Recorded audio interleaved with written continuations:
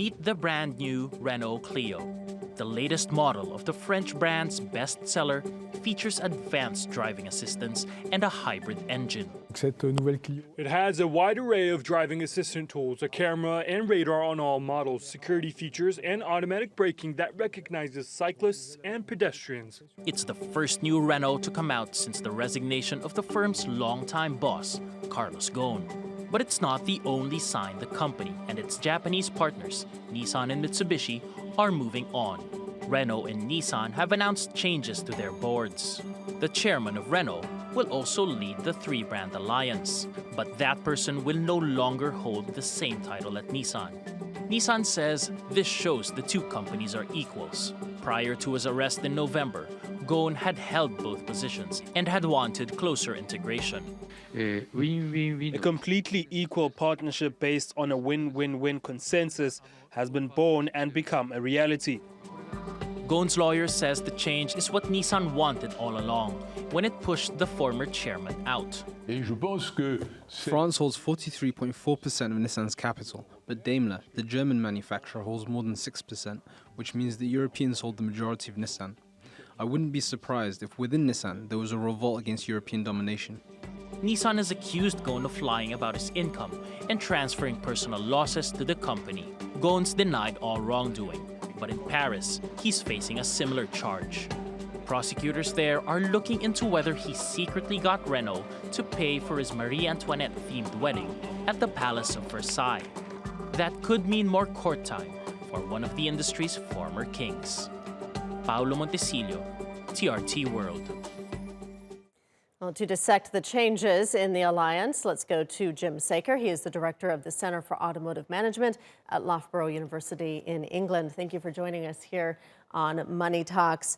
How important is it for this car-making alliance to move past the turmoil of the last few months and make a new start, essentially?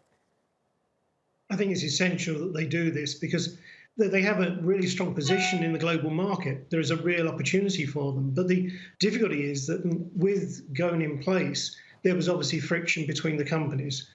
I can't comment on whether any wrongdoing from Carlos Ghosn regarding his own financial issues, but obviously there was a tension within the companies involved. So how different is the structure of the new alliance management from the Ghosn era?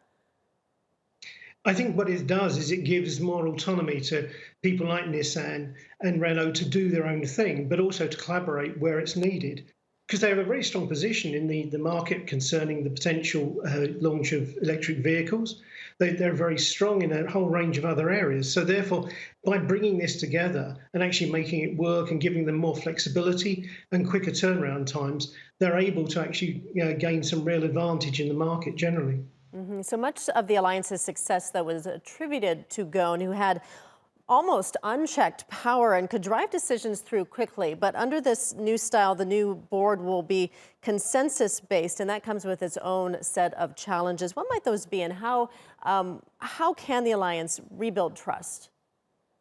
I think one of the issues is that you've got two very different cultures. You've got a French culture within Renault and a Japanese culture within Nissan. And really what you're trying to do is merge those two so that you have more of a consensus. What Ghosn was doing was really bringing the two together in a really strong way and saying, right, this is what you're going to do. And I think there was resentment that they wanted more autonomy, they wanted more flexibility within their own organisations to actually make decisions and take decisions quicker, as opposed to having them centrally organised by him. Given some of the challenges that these three companies face culturally and other challenges out there, do you think that they really are stronger together? And what challenges would they face if they remained separate? I think they are much stronger together because obviously they're competing up against people like Toyota, who have a very strong position, Volkswagen still have a strong position in the marketplace. And therefore, if they can collaborate together, especially on things like platforms, the development of EV, the development of hydrogen fuel cell and hydrogen vehicles, hybrids, the whole range, if they can do that, then they continue to have a really strong position globally because they have vehicles that are actually relevant to each part of the globe. Whereas some organisations, some car manufacturers don't. They're very restricted to maybe China, Europe and the US. Whereas with this conglomerate, the organisation, they have the opportunity of distributing vehicles throughout the world and have cars which are appropriate for each individual sector and global continent. So what happens next? Ghosn has been removed as chairman of all three companies, but he remains on the board, at least for now. Yeah, that's going to be a massive decision for them. As to, I know he requested to attend a board meeting when he got discharged from the prison, the detention centre in Japan, and that was turned down. Very difficult to say how that will work because I suspect they will remove him from the board. I can't see him taking up a role within that organisation at the moment. Bearing in mind, obviously, as they say, he's going to spend a great deal of time in court over the next year or so. All right, Jim Saker, thank you so much for joining us today here on the program.